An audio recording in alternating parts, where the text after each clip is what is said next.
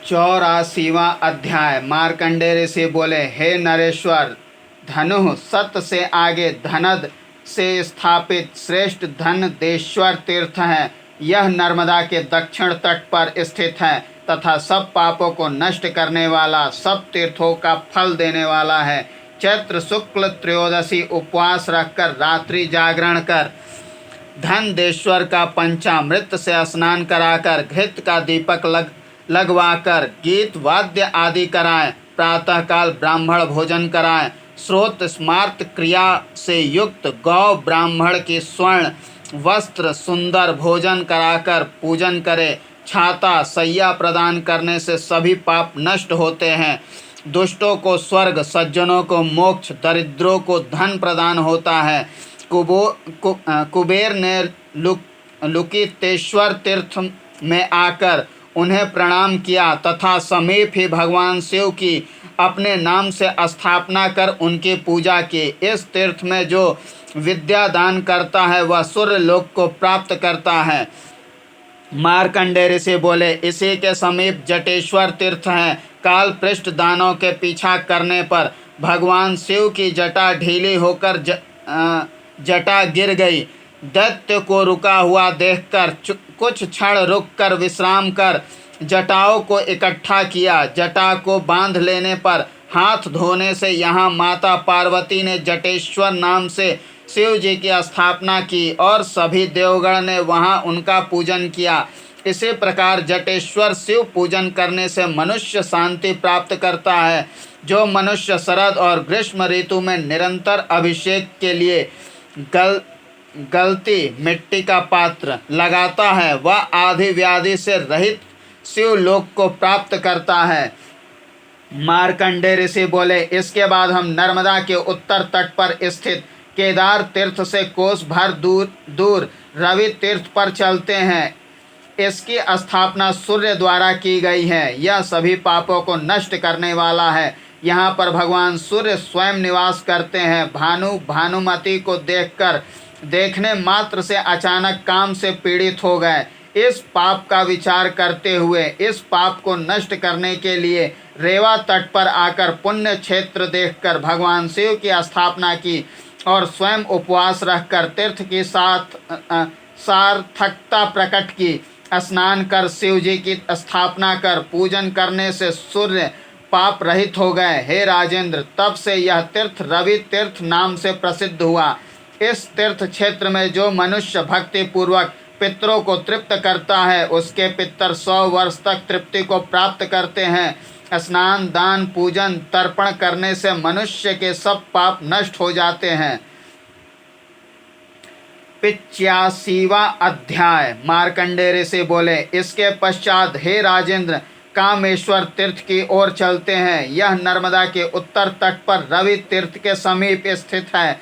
इसकी स्थापना कामेश नामक गढ़ ने की है। यहाँ पे गणाध्यक्ष गौरीपुत्र सिद्ध हुए हैं। ये सभी विघ्नों को हरण करने वाले हैं। भगवान शिव की कृपा से कठिन तप कर दान शक्ति से सभी इच्छाओं की पूर्ति होती है। इस तीर्थ क्षेत्र में जो मनुष्य स्नान कर तिलोदक से देवता तथा पितृगण का श्राद्ध करता है, पंचामृत से देवेश शिव का अभिषेक करता है, चंदन, अगरू, कर्पूर, धूप, दीप, नैवेद्य आदि से अर्चना करता है, स्तुति जप प्रणाम करता है, उसके सभी पाप नष्ट हो जाते हैं। मार्कंडेय ऋषि बोले, इसके पश्चात धनदेश्वर तीर्थ से आधे कोस की दूरी पर नर्मदा के दक्षिण तट पर मंगलेश्वर तीर्थ है। इसे संसार के हित के लिए भूमिपुत्र मंगल ने स्थापित किया था। इस तीर्थ क्षेत्र में नर्मदा जल में स्नान कर तप करने से भगवान शिव प्रसन्न होते हैं। चतुर्दशी तिथि में मंगलनाथ जी को भगवान शिव ने प्रकट होकर कहा। शंकर जी बोले, हे पुत्र मंगल, इच्छित वरदान मांगिए, मैं अदेह वर भी आपको दूंगा जो आपके मन में है। मंगल बोले, हे देवेश, यदि आप मुझ पर प्रसन्न हैं तो यह वर दीजिए कि आपके चरणों में अचल भक्ति हो। आपके शरीर के पसीने से मैं उत्पन्न हूँ और सब ग्रहों के मध्य रहता हूँ और आपकी ही कृपा से मैं विश्व पूजित हूँ। अतः आपके दर्शन एवं वचनों से मैं कृतार्थ हूँ। ईश्वर बोले, जो आपने प्रार्थना की अथवा आपके मन में जो है हे पुत्र, वह सब पूर्ण हो। ऐसा कहकर भगवान शिव अंतर्धान हो गए और मंगल भी आत्मयोग बल से और भगवान शिव की कृपा से मंगलेश्वर की स्थापना कर अपने स्थान को चले गए। इस तीर्थ क्षेत्र में जो मनुष्य पत्नी सहित सदाचारी बहुत से ब्राह्मणों को अंगारिका चतुर्थी को अथवा सपत्नीक एक ब्राह्मण को भोजन कराता है, उसे 100 ब्राह्मण भोजन के बराबर फल प्राप्त होता है। भगवान शिव को उद्देश्य कर गोदान करता है और कहता है, वृषभध्वज मुझ पर प्रसन्न होइए। हे पांडुनंदन, 2 लाल वस्त्र दान करना चाहिए। भगवान को लाल पुष्प और चंदन का लेप करना चाहिए। शुक्ल पक्ष तथा कृष्ण पक्ष की चतुर्थी अथवा चतुर्दशी में श्राद्ध करना चाहिए। इससे पितृगण अक्षय तृप्ति को प्राप्त करते हैं। मार्कंडेय ऋषि बोले, इसके पश्चात सब पापों को नष्ट करने वाला श्रेष्ठ कपिलेश्वर तीर्थ है। प्राचीन समय में अति क्रोध करने वाले कपिल मुनि थे। हे भारत, उन्होंने राजा सगर के 60,000 पुत्रों को क्रोध से भस्म कर दिया था। उन्होंने रेवा के उत्तर तट पर तपस्या करते हुए कपिलेश्वर नाम से भगवान शिव की स्थापना की। पुनः वे ऋषि एक तीर्थ से दूसरे तीर्थ तथा एक वन से दूसरे वन को गए। तब से यह तीर्थ कपिलेश्वर नाम से प्रसिद्ध है। यह सब पापों को नष्ट करने वाला है। इस तीर्थ क्षेत्र में जो मनुष्य स्नान कर पितृगण का श्राद्ध करता है, उसके पितृगण मनवंतर कल्प तक तृप्त होते हैं। जो भक्ति पूर्वक कपिलेश्वर की आराधना करता है, उसके सारे पाप नष्ट हो जाते हैं। मार्कंडेय ऋषि बोले, इसके बाद नर्मदा के दक्षिण तट पर गोपारेश्वर तीर्थ है। यहाँ पर गाय की देह से निकले हुए शिवलिंग है। यह सिद्ध मुनियों से निरंतर सेवित है तथा स्वर्ग एवं मोक्षप्रद है। सर्व पाप क्षय करने वाले, सुख एवं संतान देने वाले हैं। युधिष्ठिर जी बोले, गाय के शरीर से निकलने वाले शिवलिंग पापहर कैसे हो सकते हैं? इनका वर्णन संक्षेप में कीजिए। मार्कंडेय ऋषि बोले, हे पार्थ, गोपारेश्वर की उत्पत्ति का वर्णन करता हूँ, सुनिए। यहाँ पर कामधेनु ने पूर्व में देवाधिदेव भगवान शिव का ध्यान कर तपस्या की थी। कपिला की तपस्या से भगवान महेश्वर प्रसन्न हुए। दूध से पूर्ण कर नाभि छिद्र से निकले हुए गाय के गर्भ से शिव प्रकट हुए। तब कपिला गौ ने व्रत का पारायण किया और दुग्ध की धारा से उनका अभिषेक किया। इसके पश्चात भगवान महेश्वर की प्रदक्षिणा कर तथा प्रणाम कर उनके सामने स्थित होकर प्रार्थना करने लगी। प्रसन्न होकर भगवान शिव मधुर स्वर में बोले, हे जगन्मात पाप नाशनी कपिले, आप देवर्षि पितृतीर्थों का आधार बनोगी। सरित समुद्र आपके आधार होंगे। हे काम दूधे, कहिए आप क्या चाहती हैं? सुरभि बोली, हे परमेश्वर, संसार के उपकार के लिए मुझे बनाया गया है। आपकी कृपा से सारे लोक कार्य सिद्ध हो, इसलिए आपने मुझे काम दूधा कहा है। इसलिए मैं समुद्र की इच्छाओं की पूर्ति करने वाली हूँ। हे सुरश्रेष्ठ, आपने मेरा नामकरण वास्तव में सही किया है। आरोग्य, धन, धान्य, यश, संतान, बल, पुष्टि, स्वर्ग, मोक्ष, जो जैसा इच्छा करता है उसकी सभी इच्छाओं की पूर्ति होती है। संसार के हित की इच्छा से आप यहाँ सदा निवास करें, ऐसा ही हो। ऐसा कहकर भगवान शिव अंतर्ध्यान हो गए। मार्कंडेय ऋषि बोले, तब से यह तीर्थ कपिलेश्वर नाम से पृथ्वी पर प्रसिद्ध है। स्नान मात्र से तथा पितृगण का तर्पण करने से सभी पाप उस प्रकार नष्ट होते हैं जैसे सूर्योदय होने पर अंधकार। यह गोपेश्वर नाम से नर्मदा तट पर प्रसिद्ध होगा। हे राजेंद्र, इस तीर्थ क्षेत्र में बछड़े सहित धेनु योग्य ब्राह्मण को दान करने से तथा पिंड दान, तर्पण, स्नान करने से प्रेत भी स्वर्ग प्राप्त करते हैं। जो प्रतिदिन शिव जी को प्रणाम करते हैं उनके सारे पाप नष्ट हो जाते हैं। युधिष्ठिर जी बोले, हे महामुने, वृषोत्सर्ग के फल को मैं सुनना चाहता हूँ, मुझे संक्षेप में कहिए। मार्कंडेय ऋषि बोले, सर्व लक्षण से पूर्ण युक्त वृष को छोड़ने का जो फल प्राप्त होता है वह मैं आपसे कहता हूँ, सुनिए। कार्तिक, माघ, चैत्र, वैशाख मास की पूर्णिमा तिथि पर यह विधि करना चाहिए। स्नान कर भगवान शिव के समीप विरसोत्सर्ग करना चाहिए। देव, ब्राह्मण, ब्रह्मा, विष्णु, महेश्वर सभी देवता प्रसन्न हो, ऐसा कहकर बैल को छोड़ना चाहिए। बैल के शरीर में जितने रोम होते हैं उतने वर्ष तक मनुष्य शिवलोक में निवास करता है। कुल में धन धान्य की वृद्धि होती है। निरूप, रूपवान, वाग्मी, विद्वान होता है। मार्कंडेय ऋषि बोले, इसके बाद कपिलेश्वर तीर्थ से कोस भर की दूरी पर स्थित मणिनागेश्वर तीर्थ की ओर चलते हैं। यह नर्मदा के उत्तर तट पर स्थित है तथा सब पापों को नष्ट करने वाला है। संसार के हित के लिए मणिधारी नाग ने इसकी स्थापना की थी। युधिष्ठिर जी बोले, मणिधारी नाग ने शिव जी को कैसे प्रसन्न किया? ये नाग सब लोकों में क्षुद्र होते हैं तथा भय उत्पन्न करने वाले विषधर होते हैं। हे तात, पाप की शांति के लिए यह सब मुझे कहिए। दुर्योधन से मुझे बहुत संताप हुआ है। एक दुख से दूसरा दुख। पांचाली, द्रौपदी क्लेश से युक्त है। एक कृष्ण ही जगत के रक्षक है। इस समय मुझे दूसरा दुख भयभीत कर रहा है। आपके मुख से निकली हुई वाणी पापों को कैसे नष्ट करती है। आपके वाक्य रूपी जल समूह में डूबा हुआ ने मैं निवृत्ति को प्राप्त हुआ। ब्राह्मणों को कष्ट हो, यह हमारे लिए अनुचित है। विद्यादान का जो फल होता है वह प्राप्त कर लिया। मार्कंडेय ऋषि बोले, हे राजन, जैसे जैसे आप मुझे कहते हैं वैसे वैसे मेरा चित्त प्रतीत हो रहा है। आपकी सज्जनता नष्ट नहीं होती। अतः बंधु बांधव सहित प्रशस्त पापों को नष्ट करने वाली इस कथा को सुनिए। रेवा का नाम स्मरण करने तथा दर्शन करने से कौन मनुष्य पाप रहित नहीं होता। हे राजन, पूर्व वृद्ध पुरुषों द्वारा कहा गया पुरातन इतिहास कहता हूँ, सुनिए। कश्यप ऋषि की दो पत्नियां थी। गरुण की माता विनीता तथा सर्पों की माता क्रतु थी।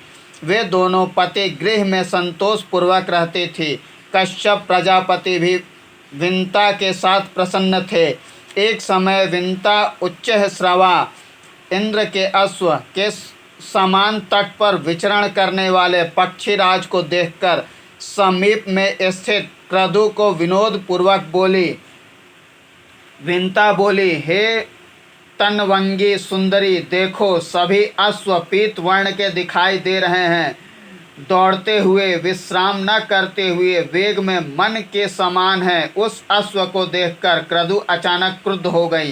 क्रतु बोली, मुझे ठीक से दिखाई नहीं दे रहा है। कृष्ण और श्वेत ही देख रहे हैं। हे भद्रे, असत्य भाषण से यम लोक प्राप्त करोगी। विंता बोली, इस सच और झूठ वचनों में तुम्हारा और मेरा प्रण है। 1000 वर्ष तक वह उसकी दासी बने। यदि मेरी वाणी असत्य हो, उच्च श्रवा अश्व यदि कृष्ण हो, मैं तुम्हारे घर दासी बनूं अथवा तुम मेरी दासी बनो। इस प्रकार दोनों में संवाद बढ़ गया। क्रतु आश्रम में जाकर रात्रि में चिंता करने लगी। यह सारा वृत्तांत एवं पर्ण बंधु वर्ग तथा अपने पुत्रों को भी कहा। माँ की प्रतिज्ञा के विषय में सुनकर सभी सर्प हाहाकार करने लगे। माता दासी होगी इसमें कोई संदेह नहीं, क्योंकि उनके अश्व श्वेत हैं। उच्च श्रवा कृष्ण कैसे हो सकते हैं, क्योंकि श्वेत तत्व रूप में ही प्रसिद्ध हैं। क्रतु बोली, मैं दासी न बनूं, ऐसा कीजिए। हे पुत्रों, उस अश्व के रोमकूपों में आप प्रवेश करें। इस प्रकार क्षण भर कृष्ण रूप प्रदर्शित हो। एक क्षण भर में वह मेरी दासी बन जाएगी। सत्य से गर्व करने वाली उस विनीता को दासी बनाकर सभी सर्प स्वस्थ तथा सुखी हो जाएंगे। सर्प बोले, जैसा आप पृथ्वी पर होने वाले सभी सर्पों की माता है, उसी प्रकार वह भी है। अतः माता को धोखा नहीं देना चाहिए। माता, पितृभार्या, मातृमाता, दादी, इनका मन कर्म वचनों से हित करना चाहिए। इस वाक्य से वह काला नल की तरह क्रोधित हो गई। मातृवाक्य से विमुख उन पुत्रों को माता ने शाप दिया जो भी सर्प पृथ्वी पर हैं और जिन्होंने मेरी आज्ञा का पालन नहीं किया है वे सब अग्नि मुख में प्रवेश करें। माता के शाप को सुनकर सारे सर्पों में से कुछ उनके रोमकूपों में प्रवेश कर गए, कुछ नष्ट हो गए क्रतु के शाप के भय से, कुछ गंगा जल में नष्ट हो गए, कुछ सरस्वती में चले गए, कुछ समुद्र में डूब गए, कुछ विंध्याचल की गुफाओं में छिप गए। तब श्री मणिनाग नर्मदा के पवित्र उत्तर तट पर माता के शाप के भय से मृत्युंजय शिव का ध्यान करते हुए तप करने लगा। इस प्रकार ध्यान करने पर भगवान शिव प्रकट हुए। ईश्वर बोले, हे सर्पराज, साधु साधु, हे सर्पराज, तुम्हारी भक्ति से मैं प्रसन्न हूँ, अतः आपके मन में जो इच्छा हो वरदान मांगिए। मणिनाग बोला, हे नाथ, माता के शाप के भय से दुखी होकर नर्मदा तट पर हूँ। हे देव, आपकी कृपा से मुझे माता का शाप न प्राप्त हो और हव्यवाह के मुख में प्रवेश न करूँ। महेश्वर बोले, हे वत्स, मेरी आज्ञा से तुम अग्नि मुख में नहीं जाओगे, तुम्हारा मेरे शरीर में निवास होगा। मणिनाग बोला, हे देव, इस स्थान में मैंने आपकी स्थापना की है। इस तीर्थ को सार्थक करने हेतु लोकोपकार के लिए मेरे ऊपर कृपा कर नर्मदा तट पर आप यहाँ मेरे नाम के साथ निवास करें। ईश्वर बोले, हे पन्नग, मेरी स्थापना कीजिए और पूजन कीजिए, मैं यहाँ अंश रूप में स्थित रहूँगा। ऐसा कहकर भगवान अंतर्धान होकर अपने स्थान को गए।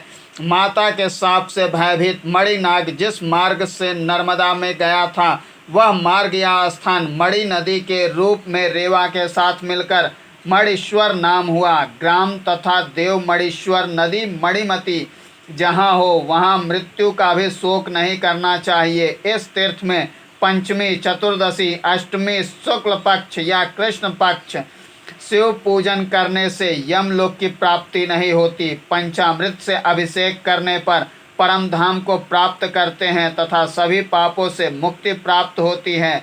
विद्यावान कुलीन एक ब्राह्मण को भी भोजन कराने से तथा गोदान करने से शिवलोक की प्राप्ति होती है। जो शिव भक्त तेजस्वी दानी मणिनागेश्वर के दर्शन करते हैं उनके वंश को सर्पों से भय नहीं होता। जो यहाँ ब्राह्मण को संस्कारित अन्नदान करते हैं या भोजन कराते हैं उनकी सत्यलोक से पुनरावृत्ति या पुनर्जन्म नहीं होता।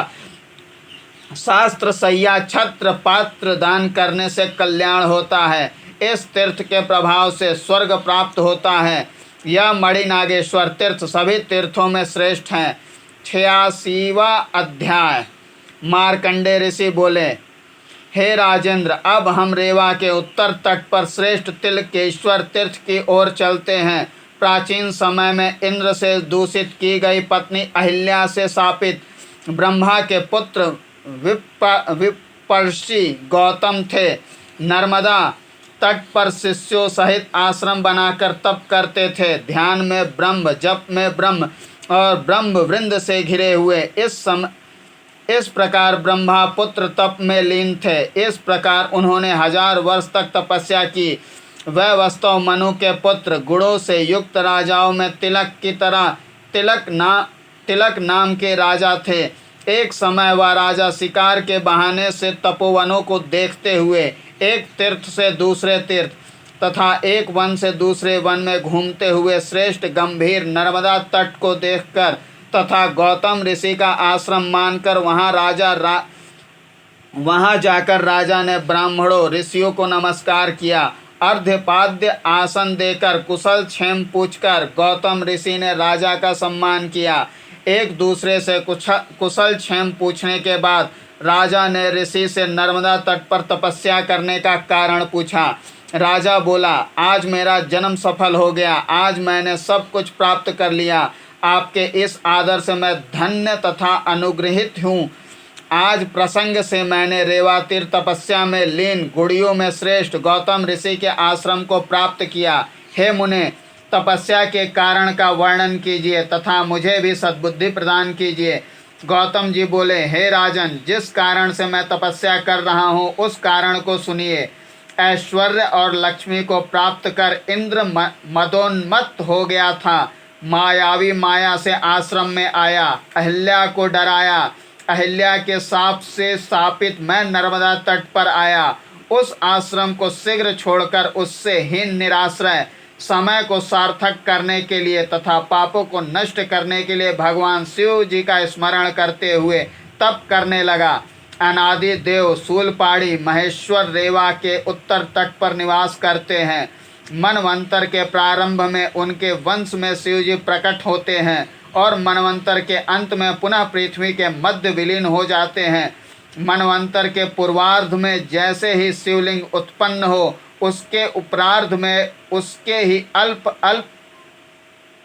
अल्प नीचे की ओर जाता है। प्राचीन समय में स्वयंभू मनु के पुत्र प्रियव्रत राजा हुए। उन्होंने शिव देह से उत्पन्न नदी के बारे में सुना। हे राजन, तपस्वियों के मुख से सप्तकल्प तक रहने वाली पुण्य पवित्र शिव प्रिया पाप ताप को नष्ट करने वाली उनके तट पर शिव नित्य निवास करते हैं।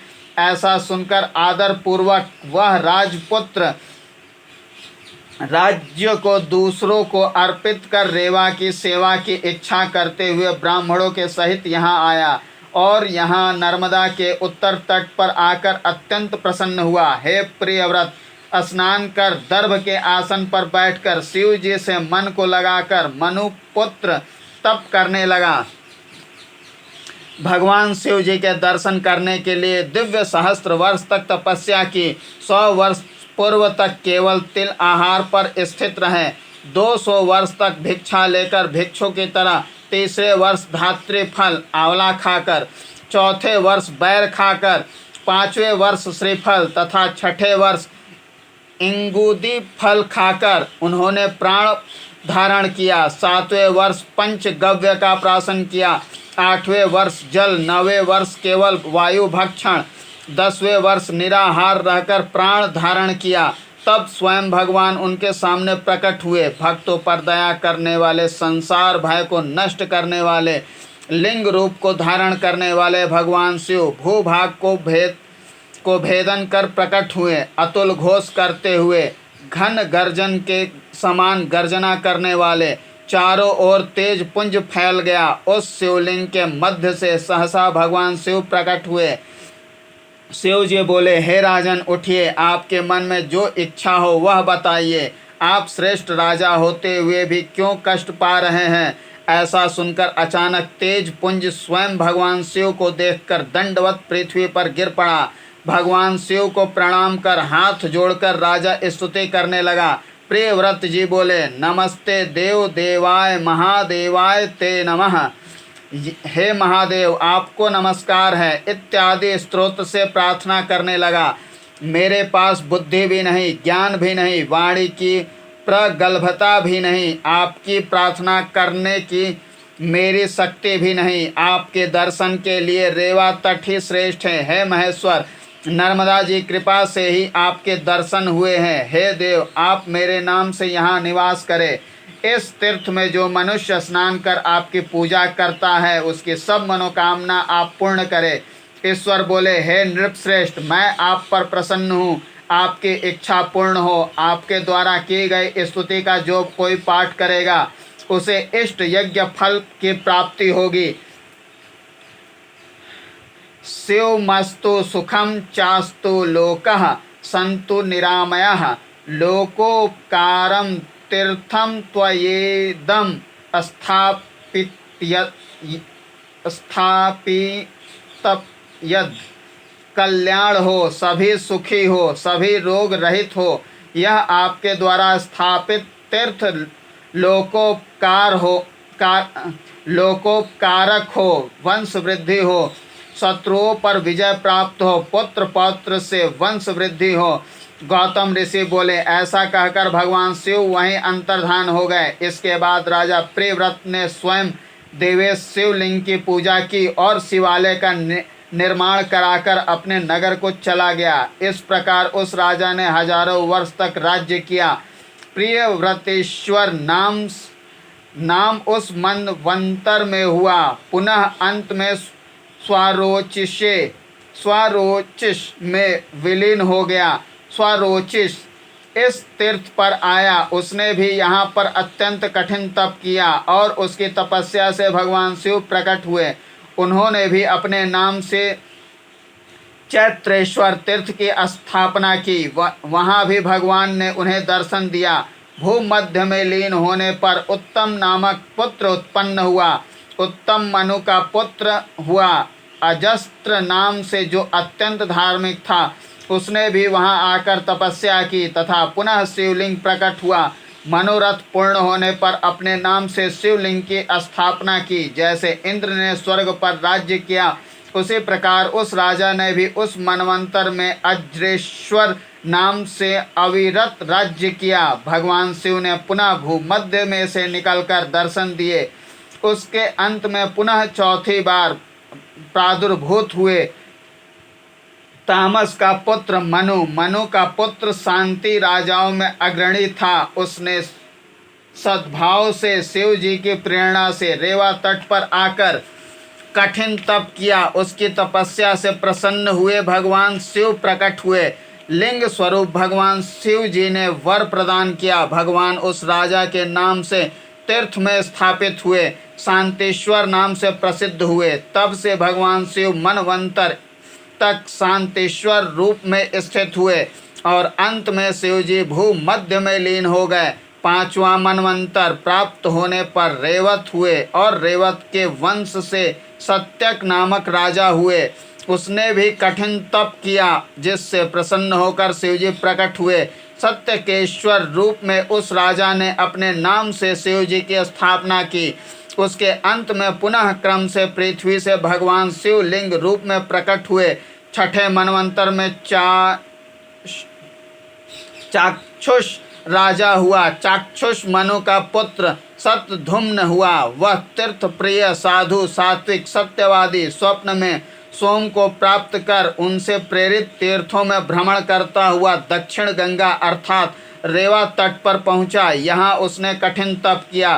पंचाक्षरी इस ओम नमः शिवाय इस मंत्र का जप करते हुए सद्युम्न राजा ने लिंग रूप में भगवान शिव के दर्शन किए। सतधुम्न बोला, हे देव आपको नमस्कार है, निर्गुण आपको नमस्कार है, विषमशील आपको नमस्कार है, अंधक को नष्ट करने वाले आपको नमस्कार है। अर्क से, बिल्लो पत्र से तथा धतूर पुष्पों से, वन मूल फलों से पूजा करने पर सुलभ अथवा दुर्लभ कल्पना से परे लक्ष्मी को प्रदान करते हैं। सुरेश अष्टमूर्ति महेश को मैं नमस्कार करता हूँ। यदि भगवान धूर्जटी हृदय में है तो मनुष्य को पुण्य करने से क्या, तथा यदि चित्त में भगवान शिव नहीं तो पुण्य करने से क्या लाभ। अन्य देवताओं के पूजन से क्या, यदि शिव की अर्चना नहीं की। इत्यादि वाक्यों से स्तुति किए जाने पर भगवान महेश्वर प्रकट हुए और राजा से बोले, ईश्वर बोले, हे राजन, मैं आप पर प्रसन्न हूँ, वरदान मांगिए। आप तप क्यों कर रहे हैं, आप क्या चाहते हैं। राजा बोले, हे देवाधिदेव जगन्नाथ, आपके दर्शन मात्र से मैंने सब कुछ प्राप्त कर लिया। मेरे नाम से यहाँ तीर्थ की स्थापना कीजिए। भगवान बोले, हे राजन, ऐसा ही हो जो आपके मन में है। मैं मनवंतर पर्यंत यहाँ आपके नाम से स्थिर रहूँगा। नृपश्रेष्ठ चाक्षुष सतधूम्नेश्वर शिव के नाम से यह तीर्थ प्रसिद्ध होगा।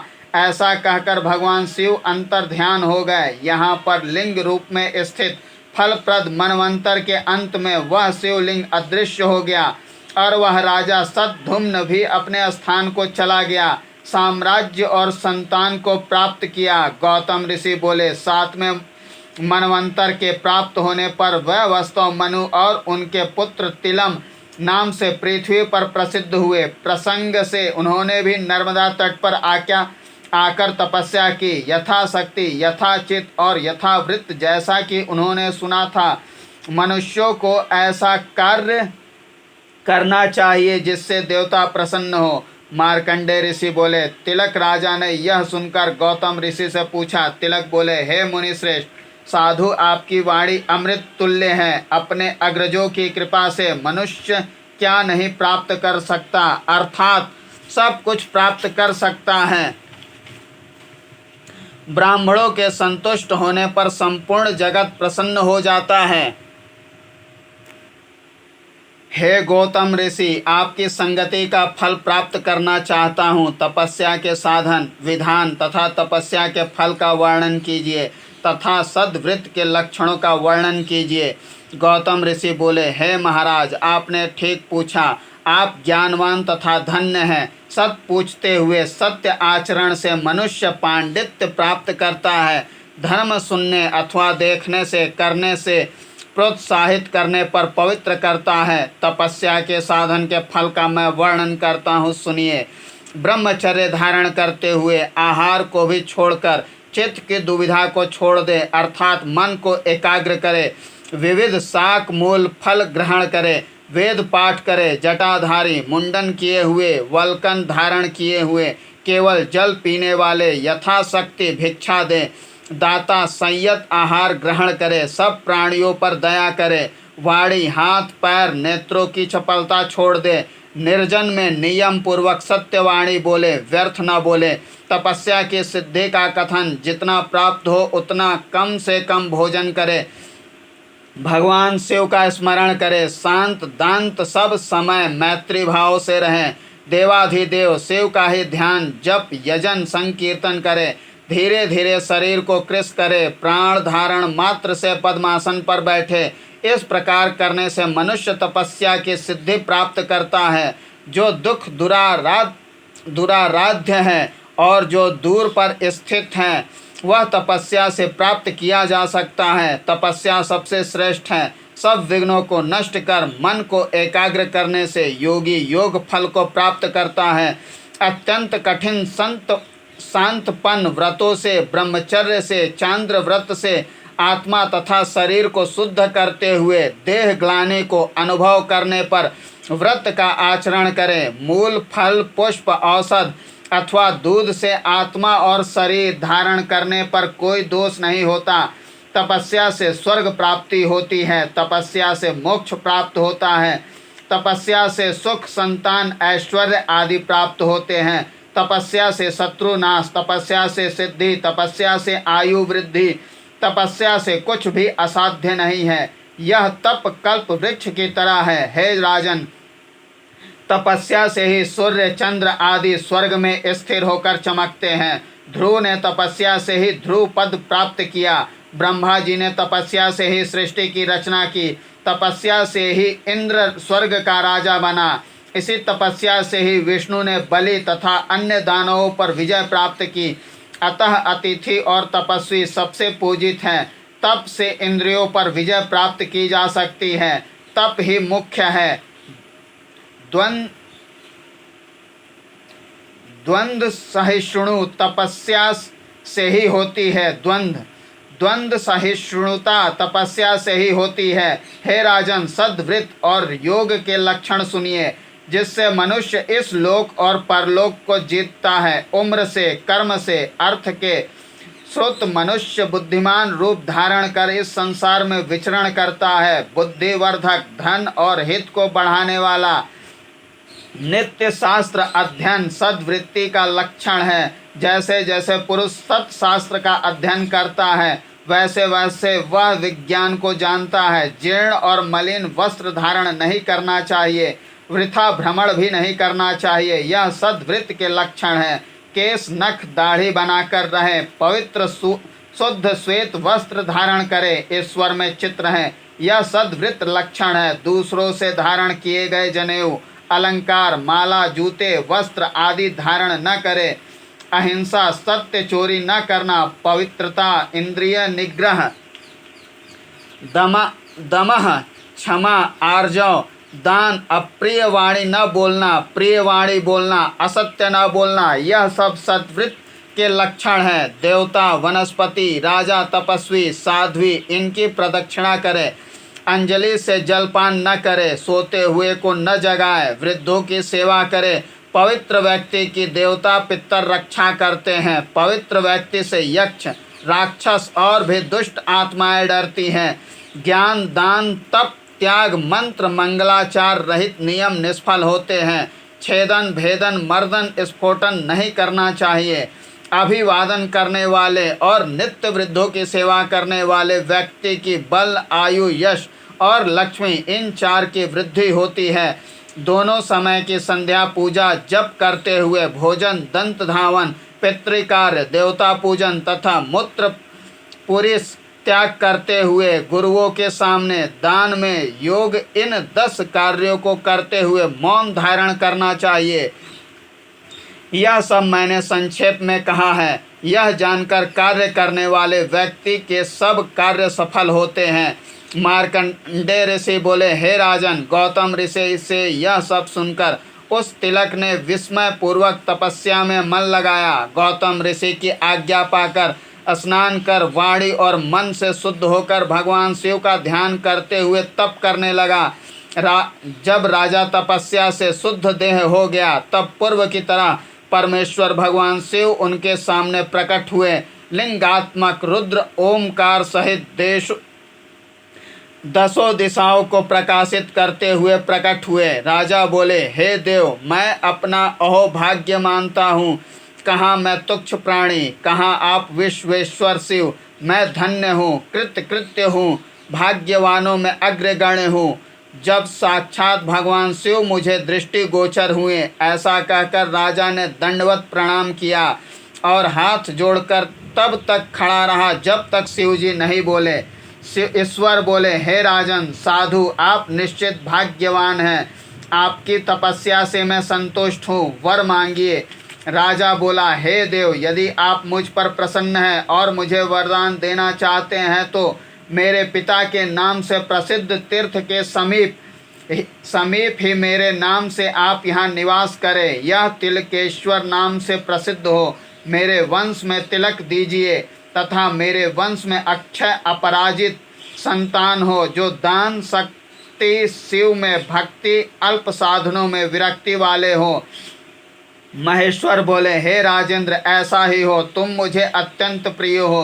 प्रिय श्रेष्ठ भक्त के लिए अदेय कुछ नहीं है, और जो कुछ भी आपके मन में हो वह सब पूर्ण हो। जो आपके नाम वाले इस तिलकेश्वर तीर्थ में शुभ अथवा अशुभ कार्य करेगा, मेरी कृपा से निसंदेह तिल से अधिक पुण्य प्राप्त करेगा। प्रारंभ में आपने तपस्या करते हुए तिल प्रास किया है, अतः इस तीर्थ क्षेत्र का नाम तिलकेश्वर होगा। तिल पवित्र और पापों को नष्ट करने में अद्वितीय है। दान, स्नान और भोजन में, देव कार्यों में, हवन में, मांगलिक कार्यों में तिल की सभी प्रशंसा करते हैं। काले तिल पितरों को संतुष्ट करने वाले होते हैं, अन्य कार्यों में नहीं। तिल, आंवला, तांबुल, औषध, क्षार रहित मार्ग में जन समूह में खाते हुए दोष नहीं होता। सफ़ेद तिल से अथवा तिल पिष्टि से मेरी अर्चना करे। गौतम ऋषि को प्रणाम कर अपने स्थान को जाइए। ऐसा कहकर तेज स्वरूप भगवान शिव वही अंतर ध्यान हो गए। राजा ने स्नान कर लिंग रूप भगवान शिव की तिल से पूजा कर प्रणाम कर वस्त्र आभूषण दान किए। तिल दान से शिव जी प्रसन्न होते हैं। गौतम ऋषि की प्रदक्षिणा कर आपकी कृपा से ही मुझे सिद्धि प्राप्त हुई है। इस प्रकार कहते हुए आशीर्वाद प्राप्त कर अपने नगर को चला गया। मार्कंडेय ऋषि बोले, हे पार्थ, तिलकेश्वर तीर्थ का वर्णन किया। इस कथा को सुनने से मनुष्य सभी पापों से मुक्त हो जाता है। हे युधिष्ठिर, जो मनुष्य इस तीर्थ क्षेत्र में स्नान कर विधि पूर्वक तिलोदक से पितरों का श्राद्ध करता है, उसका फल सुनिए। उसके पितर मनवंतर तक तृप्त होते हैं। जो व्यक्ति सफ़ेद तिलों से अथवा तिल पृष्ठ से शिवलिंग का पूरण करता है, उसे प्रत्येक तिल के बराबर, तिल द्रोण के बराबर पुण्य फल प्राप्त होता है। मनवंतर पर्यंत तिल तिल कर पुण्य फल में वृद्धि होती है। जो मनुष्य शुभ स्थान में तिल होम, तिल दान करता है, हे देव, शिव जी मेरे पर प्रसन्न हो। शिव जी के प्रसन्न होने से वह व्यक्ति शिवलोक को प्राप्त करता है तथा पंचामृत से अभिषेक करता है। पुष्प, धूप, दीप नैवेद्य, आरती, अर्ध तांबुल, वस्त्र नैवेद्य से शिव जी का पूजन करने पर वांछित फल प्राप्त होता है।